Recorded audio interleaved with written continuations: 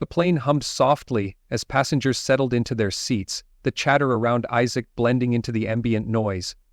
Despite the warm, polished interiors and the usual hustle of an airline cabin, an undercurrent of tension seemed to ripple through his row. Isaac remained calm, though the chill of being treated differently was undeniable. Carla, the flight attendant who had already scrutinized him earlier, continued her service with a smile for every other passenger. When she glanced his way, her expression shifted, her demeanor colder. Isaac couldn't help but notice the subtle change in her tone as she spoke to him, sharp, dismissive, and entirely out of place compared to the warm professionalism she displayed to others. The first time Carla skipped his row during the beverage service, Isaac brushed it off. Maybe it was an oversight, but when it happened again, with meal trays and then with a second round of drinks, it became clear it wasn't accidental. Her curt responses coupled with the avoidance felt intentional. Isaac watched as other passengers were offered options, juices, coffee, snacks, while his polite requests went unanswered. When Carla returned to collect trays, he tried once more, his voice calm and patient. "Excuse me, could I please have some water?" This time, Carla didn't even pause to respond. She simply glanced his way, gave a tight dismissive smile, and moved on. The deliberate neglect was now unmistakable. Nearby passengers shifted uncomfortably, some casting sympathetic glances at Isaac, while others avoided looking altogether, sensing the unease. Isaac, however, remained composed. Years of leading high-pressure boardrooms and navigating tense negotiations had taught him to maintain his calm in the face of adversity. Still, this experience was something entirely different. It was personal, unwarranted, and frankly bewildering. The other attendants weren't much better. Though not as openly disdainful as Carla, they seemed to take her cues, avoiding eye contact with Isaac and passing by without offering service. He wondered what could have prompted this treatment. Was it the way he dressed, his casual attire a stark contrast to the polished suits he usually wore? Or was there something else? Isaac leaned back in his seat, staring out of the window at the clouds. He'd come on this journey to assess the airline's economy class experience from a customer's perspective. But this wasn't what he'd anticipated. He wasn't just being ignored, he was being actively shunned. The plane continued its journey, and Isaac stayed silent, observing. Every interaction Carla had with other passengers was courteous, if not warm. But as soon as she neared him, her professionalism evaporated, replaced by icy indifference. At one point, a young couple sitting nearby exchanged a look, clearly noticing the tension.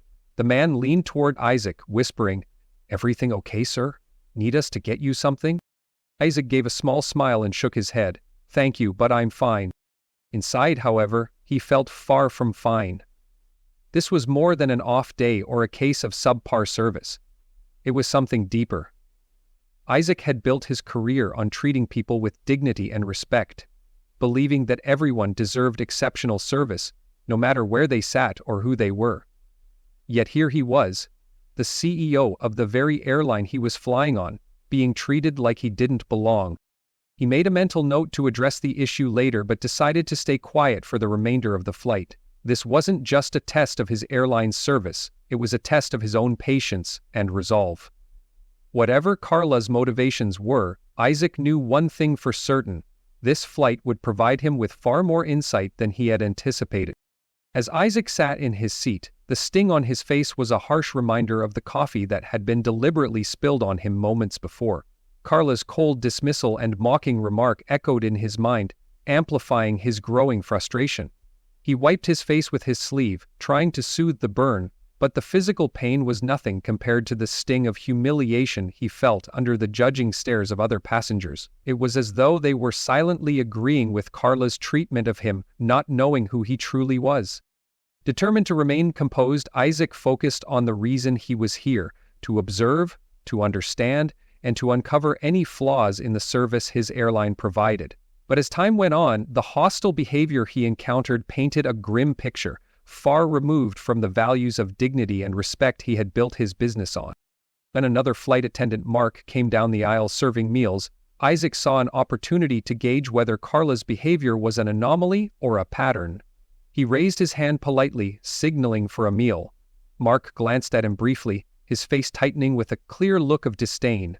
before moving on without a word.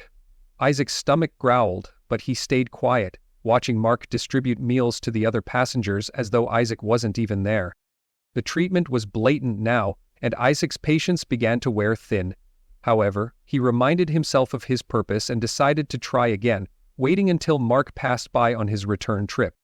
"Excuse me," Isaac said, his tone calm and polite despite the situation. "Could I please have something to eat?"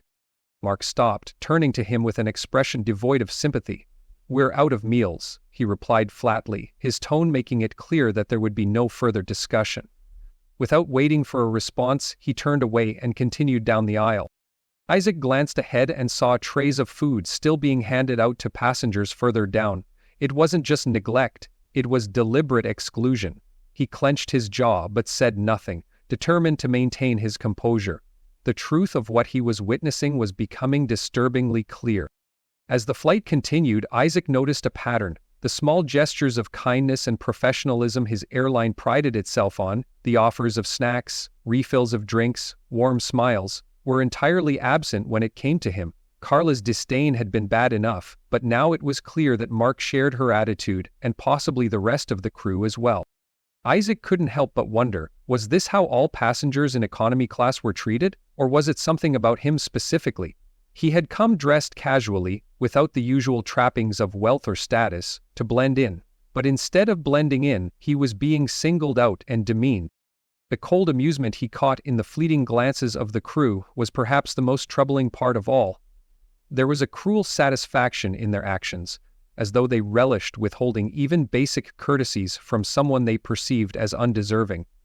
Isaac's heart sank as he realized the implications. If this was how they treated him, the owner of the airline, how did they treat others who didn't have the power to hold them accountable? He leaned back in his seat, the weight of the situation pressing down on him. This was no longer just about him, it was about the culture of his company. Somewhere along the way, the values he had worked so hard to instill had been lost. Isaac's determination hardened. He would endure this flight in silence, allowing the crew to continue as they pleased, but this behavior wouldn't go unaddressed. When the time came, they would know exactly who he was, and he would ensure that changes were made, not just for his own satisfaction, but for every passenger who had ever been subjected to this kind of treatment. The hours dragged on, each dismissive glance and cold shoulder adding fuel to the fire burning inside him. Isaac knew one thing for certain. This flight was revealing far more about his airline than he had anticipated, and when the time was right, he would make sure it never happened again.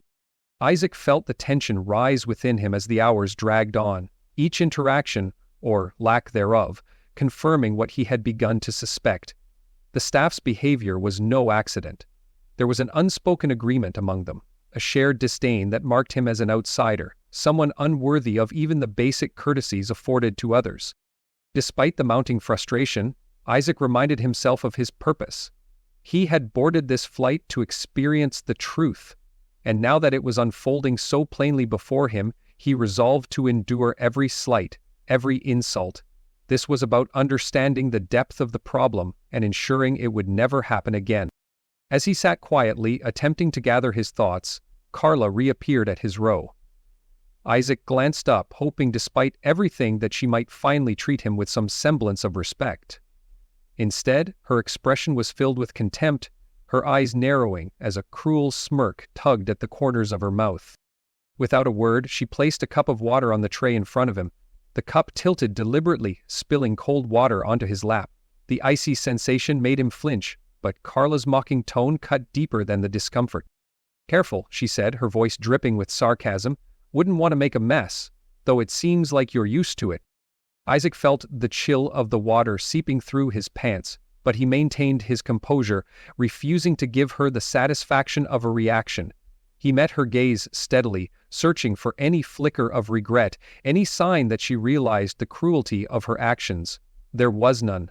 Her smirk widened before she turned on her heel and walked away, leaving him humiliated and drenched. Around him, the other passengers averted their eyes, their silence speaking volumes. Whether it was discomfort or complicity, none of them intervened. Isaac wondered if any of them would have spoken up if they had known his true identity.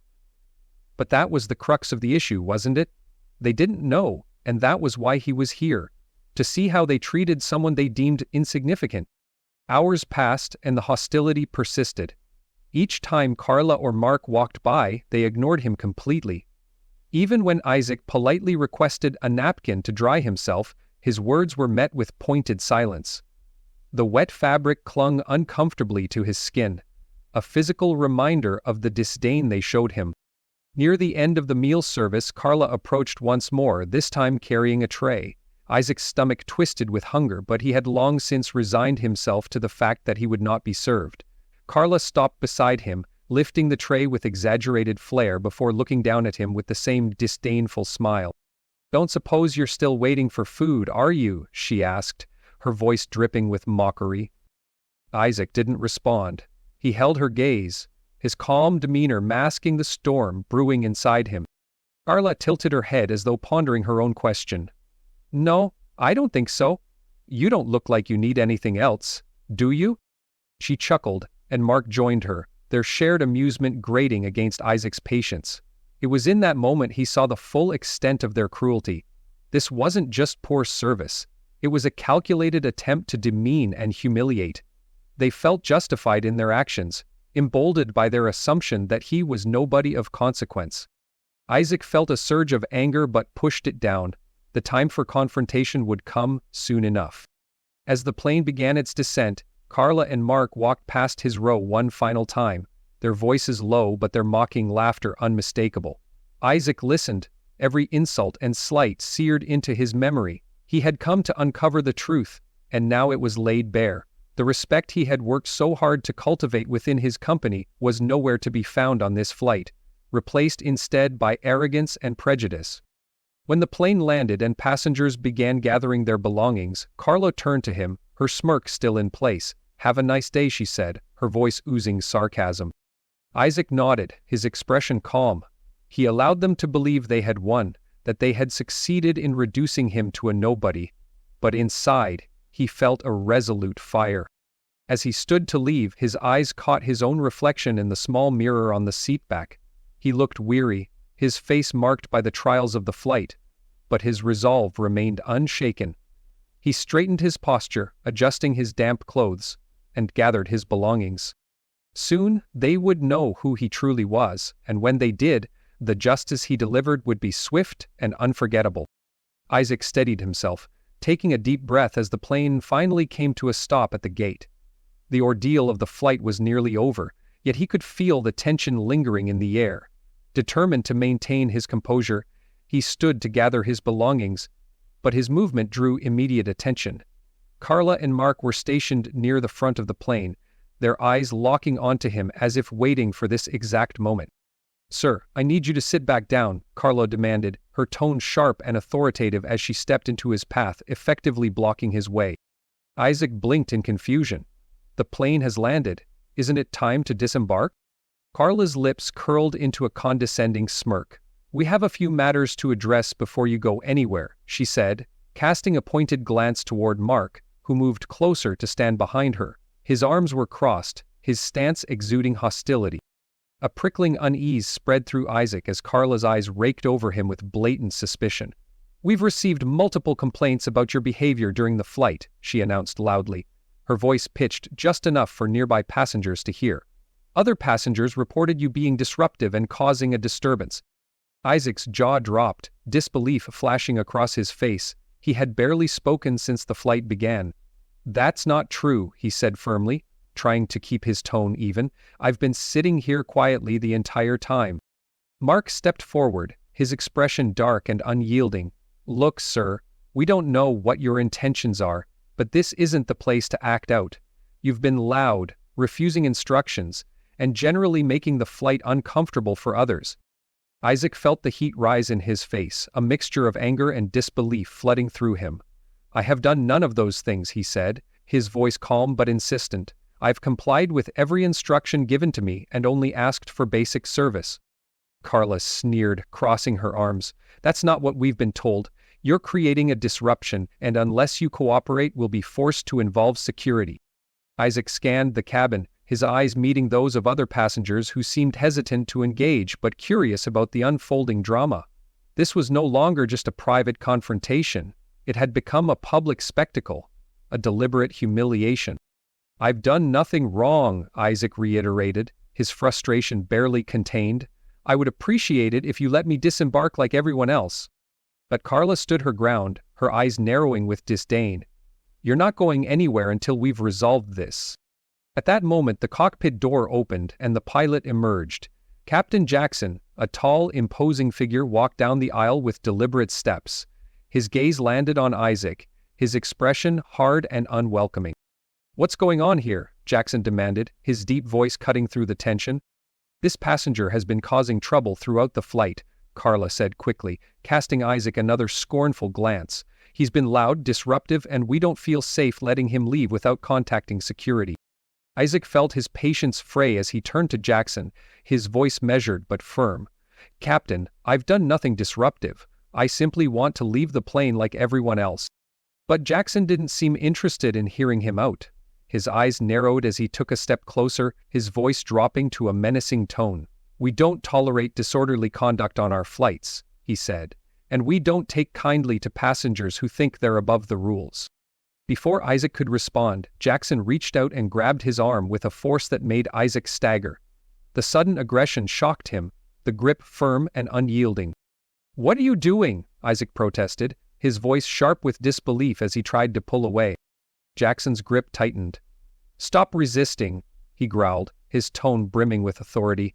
"You've been given a direct instruction to stay seated, and now you're refusing to comply. This behavior is unacceptable." His presence command. "That's me, leave me out. Come see me in the morning." Isaac's heart raced as he processed the sheer hostility of the situation. This wasn't just an abuse of authority, it was a deliberate act of aggression, a calculated move to assert dominance. "Please," Isaac said, his voice strained as he attempted to free his arm. "I'm not resisting, I'm just trying to leave." Jackson ignored him, shoving him back into his seat with a startling force. The impact jolted Isaac, his mind racing as he struggled to comprehend how the situation had escalated so quickly. Before he could fully react, Mark approached, his hands clutching a pair of handcuffs. His expression was cold, devoid of any emotion.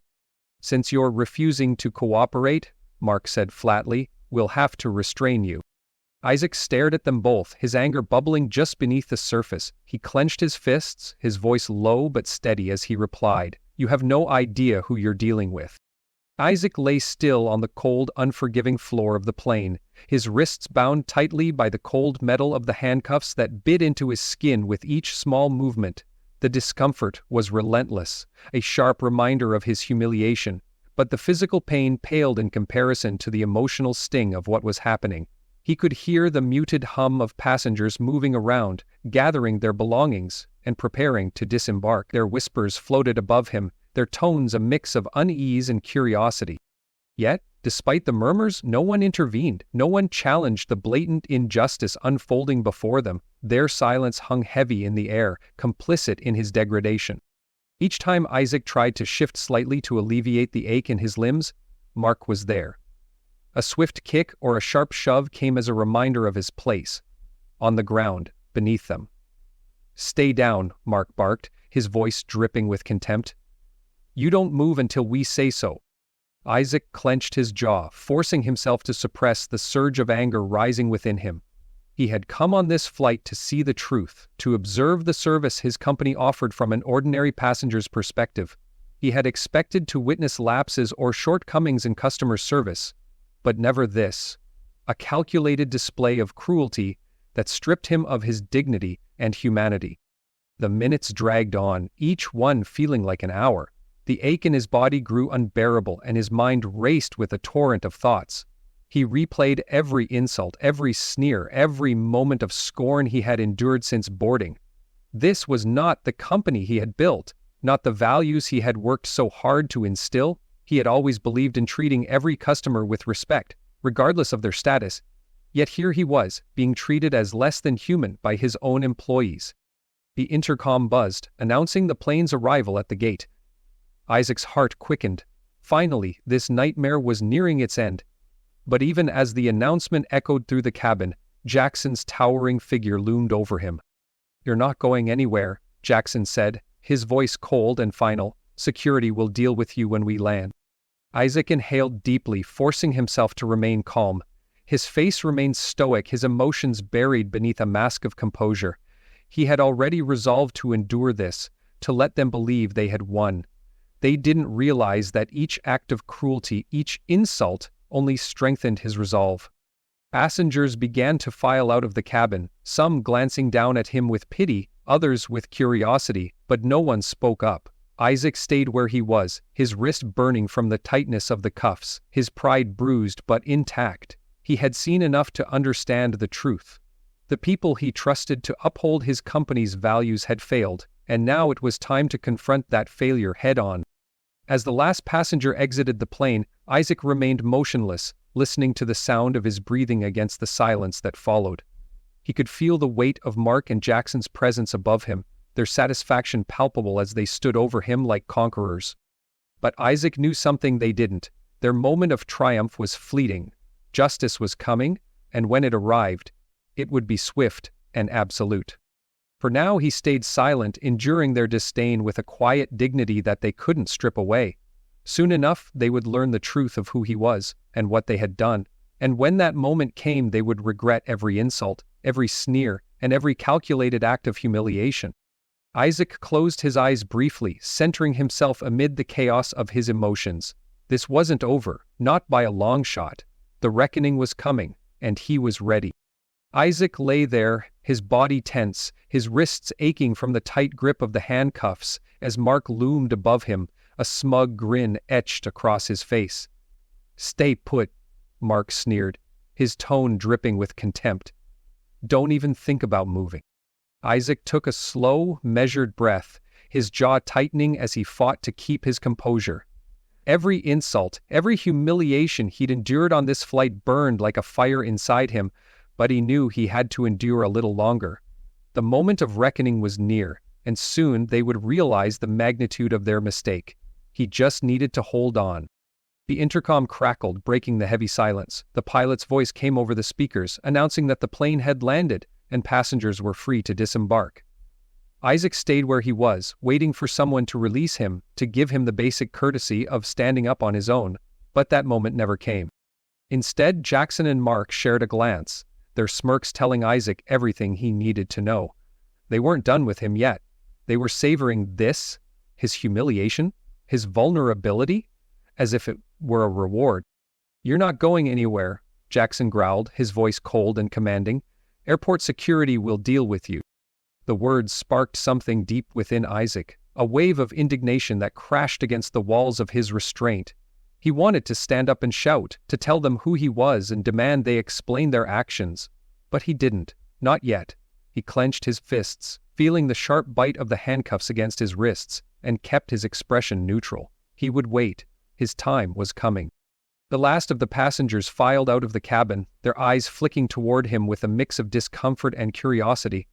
The weight of their judgment pressed down on him, though not one of them spoke up or intervened. Silence reigned, broken only by the faint shuffling of feet as the cabin emptied. Carla leaned casually against the wall, her arms crossed and a smug smile on her lips. She glanced down at Isaac with an air of victory. "Well," she said, her voice saccharine with mock concern, "I hope you enjoyed the flight." As Isaac met her gaze, his expression calm and unwavering. He wanted her to see it, to know that this wasn't over. Her smugness would be short-lived. Finally, after what felt like an eternity, 2 security officers boarded the plane. Their faces were impassive as they took in the scene before them, Isaac lying on the floor, disheveled and restrained, Carla standing nearby with her self-satisfied smirk.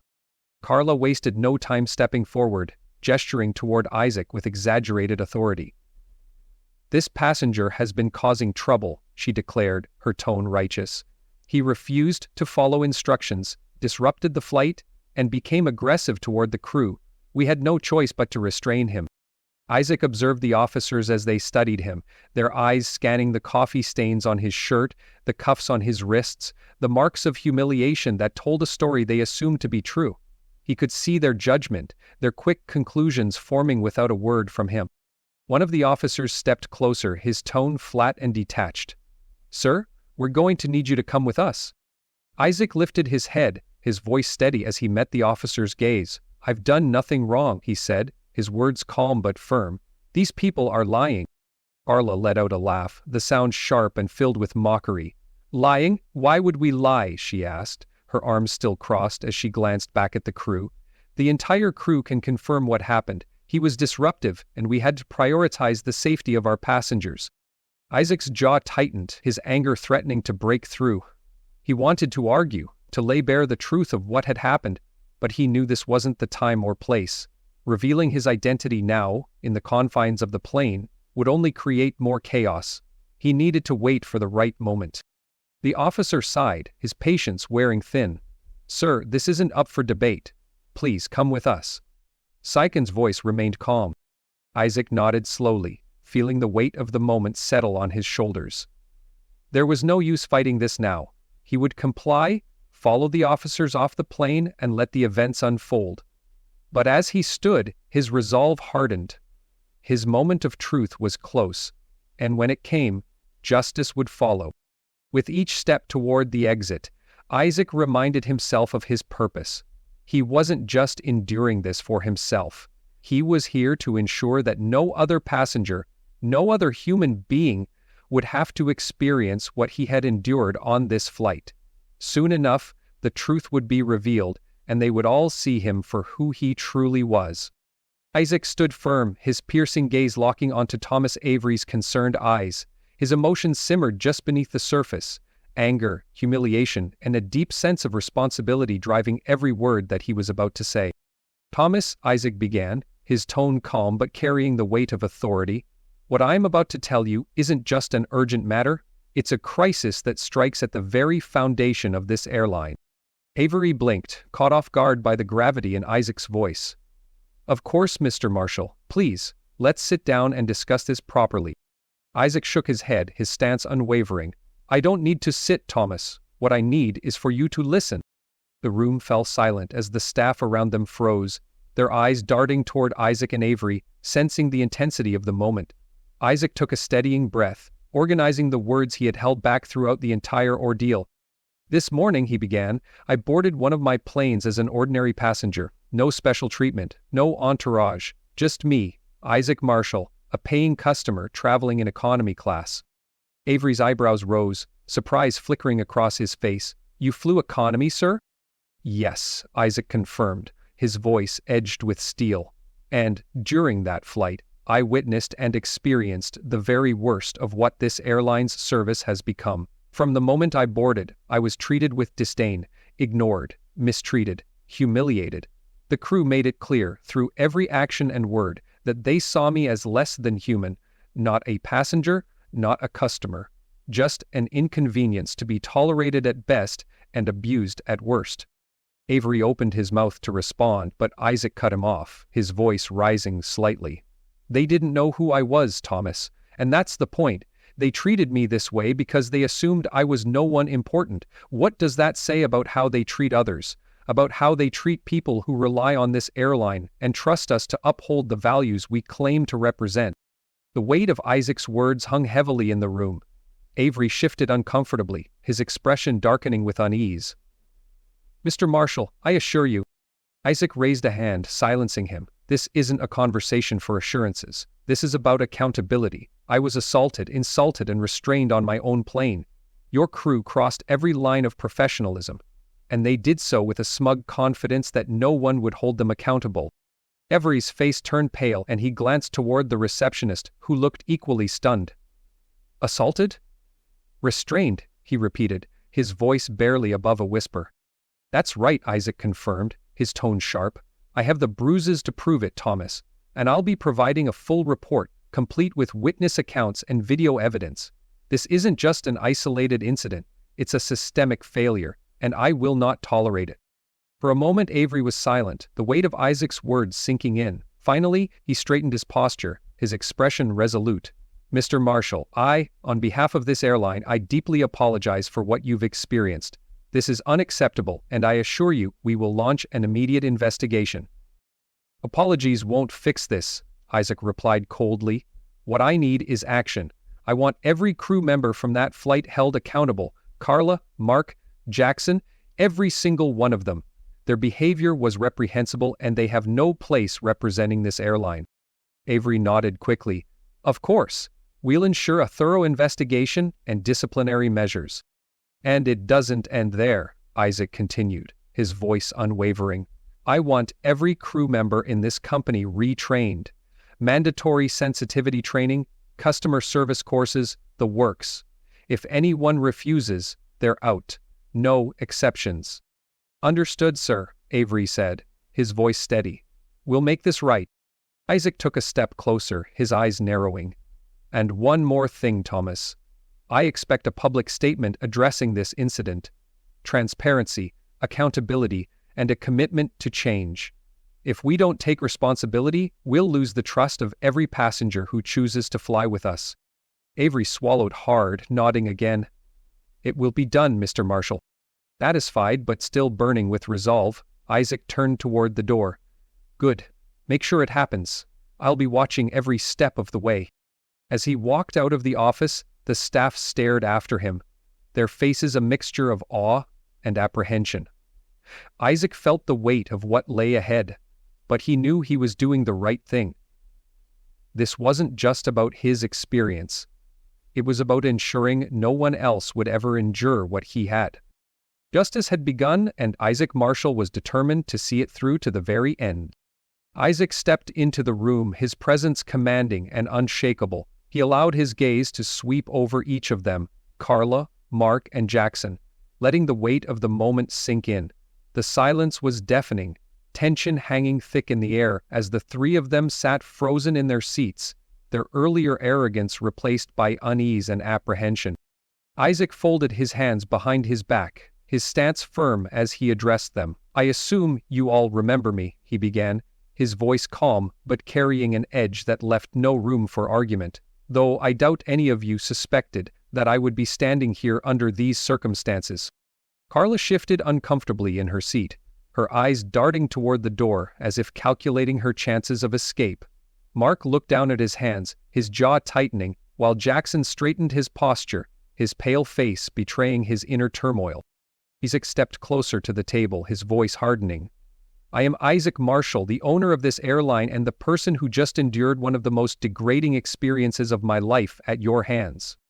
The shock that rippled through the room was palpable. Carla's face went beet red, her earlier smugness completely replaced by embarrassment and fear. Mark's hands clenched into fists, his discomfort evident, while Jackson's expression twisted into one of barely concealed panic.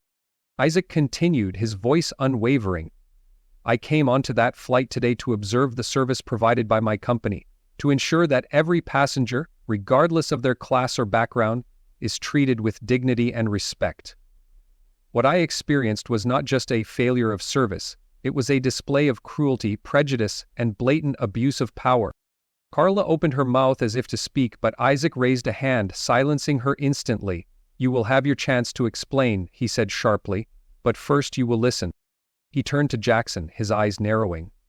You are the captain of that flight, the leader responsible for ensuring the safety and well-being of every passenger. Instead, you chose to physically restrain me, humiliate me, and treat me as though I were a threat simply because I dared to exist in your cabin. Tell me, Captain Jackson, is that the standard you hold yourself to? Jackson stammered, his face pale. Mr. Marshall, I didn't realize. Exactly, Isaac interrupted, his tone cold. You didn't realize who I was, and because of that you felt justified in your actions. What does that say about how you treat others who you think have no power, no voice? Jackson's mouth snapped shut, his gaze dropping to the table in front of him. Isaac turned to Carla, his expression hard. And you, Carla. Your hostility began the moment I boarded that plane. You ignored me, spilled coffee on me, mocked me, and treated me as though I didn't deserve the same basic courtesy as every other passenger. Why? Because you thought I was beneath you? Carla's lips trembled, but she didn't respond. Isaac's gaze shifted to Mark. And you? Your silence, your complicity in every insult, every act of disrespect, makes you just as guilty. You didn't stop it. You didn't question it. You let it happen because you thought it was acceptable. The room was silent, the weight of Isaac's words pressing down on them. Finally, he leaned forward, his voice lowering but losing none of its intensity. "What you all failed to realize is that every passenger, no matter who they are, deserves to be treated with respect. You didn't just fail me, you failed this airline, our customers, and the principles we stand for." Isaac straightened, fixing them all with a piercing stare. "Effective immediately, you are all suspended pending a full investigation. Your actions will be documented and disciplinary measures will be taken. If it's up to me, you will never step foot on one of my planes again." The shock on their faces was evident. Carla looked as though she might faint, Mark's face twisted with regret, and Jackson sat rigid, his hands gripping the edge of the table. Isaac took a step back, his voice steady as he delivered his final words. "This is not just about punishing you. It's about sending a message that this kind of behavior will not be tolerated. Not now, not ever. I built this company to serve people, not to demean them, and I will ensure that from this day forward, every employee understands that." With that, Isaac turned to Thomas, who stood by the door, watching the scene unfold with a mixture of awe and discomfort. "Make sure the investigation is thorough," Isaac said, "and I want to see the results, personally." Thomas nodded quickly. "Yes, Mr. Marshall, it will be done." Isaac walked toward the door, pausing to glance back at the 3 crew members who now sat in stunned silence. "You had the power to make someone's experience better, and you chose to make it worse. Remember that." Without another word, he exited the room, his resolve stronger than ever. Justice had been set into motion, and Isaac Marshall would ensure it was carried out to the very end. Isaac stood firm as he exited the conference room, his steps resonating with quiet determination.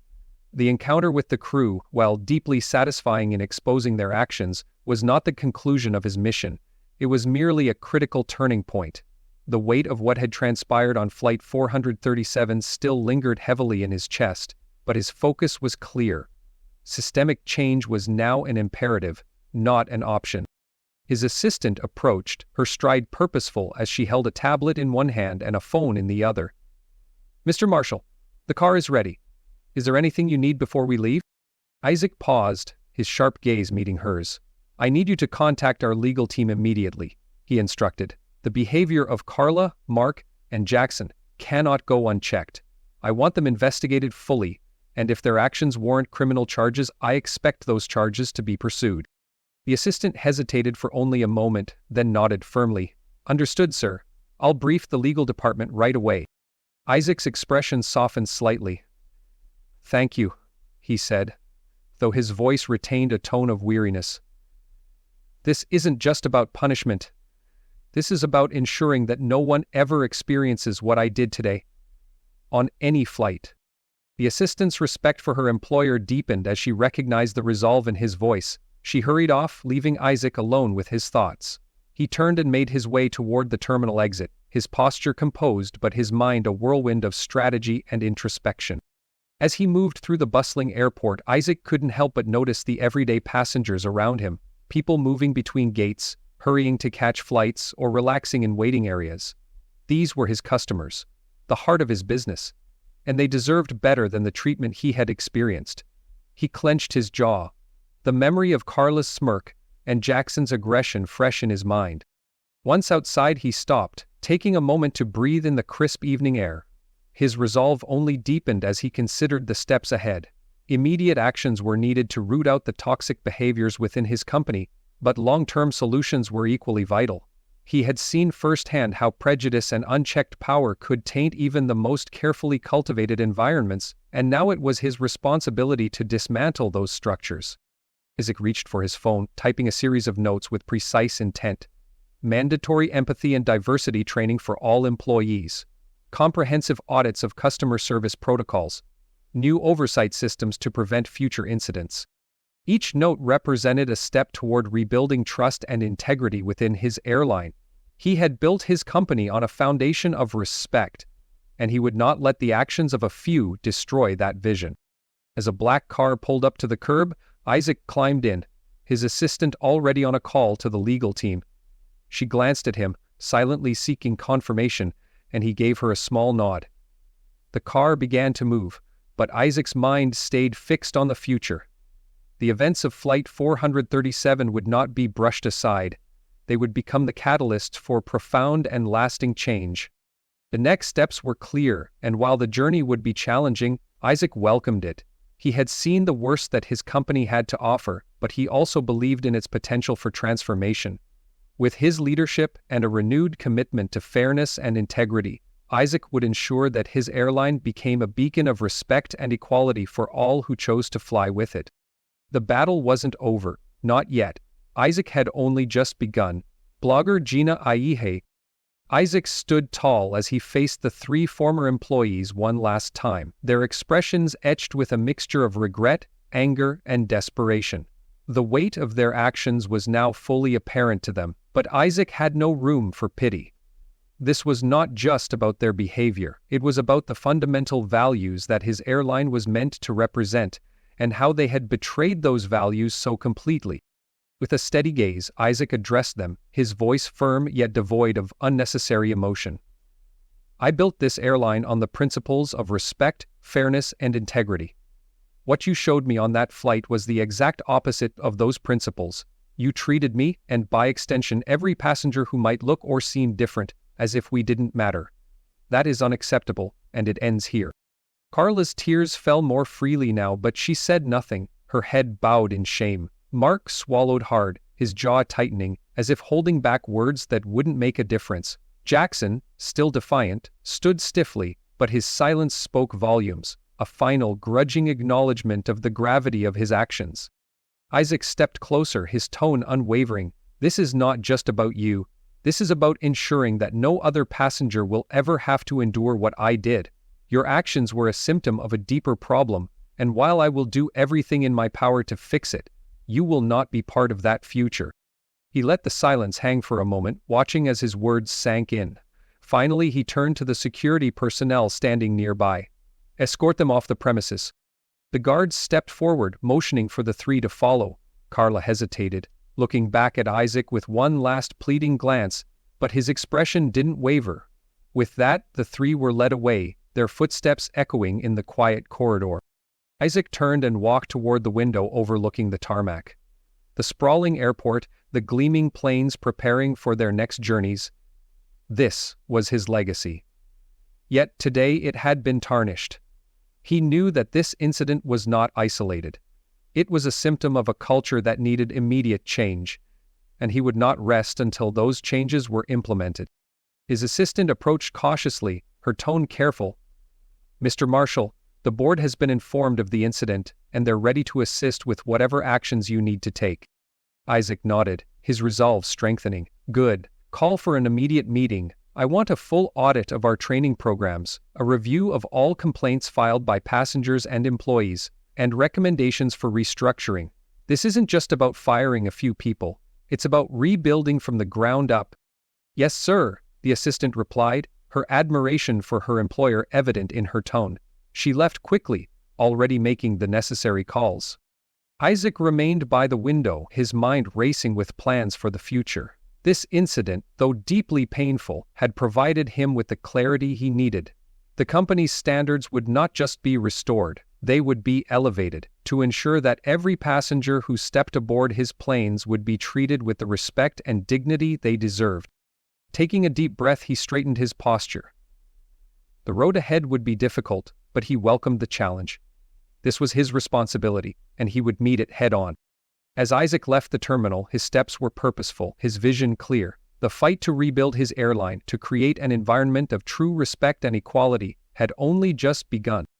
As Isaac stepped outside the terminal, he felt the crisp air wash over him, carrying away some of the weight from the day's events. He looked up at the vast expanse of the sky, letting the enormity of the moment sink in. The experience had shaken him to his core, revealing the cracks in a system he had built and trusted. But it had also ignited a fire within him, a determination to ensure that respect and fairness were not just ideals but realities for every person who boarded his planes. He resolved to make his airline a beacon of dignity, where every individual, regardless of their background, was valued. This painful chapter would not be the end but the beginning of a profound transformation. Though he seemed to have his ideal place for his daughters, he also believed in the power of change. Isaac Marshall's story is a testament to the strength of standing against injustice and the importance of holding people accountable. His journey from humiliation to justice reminds us that everyone deserves respect, no matter their status or appearance. If this story inspired you, don't forget to like, share, and subscribe for more powerful narratives. Let us know in the comments, what would you have done in Isaac's shoes? Your voice matters.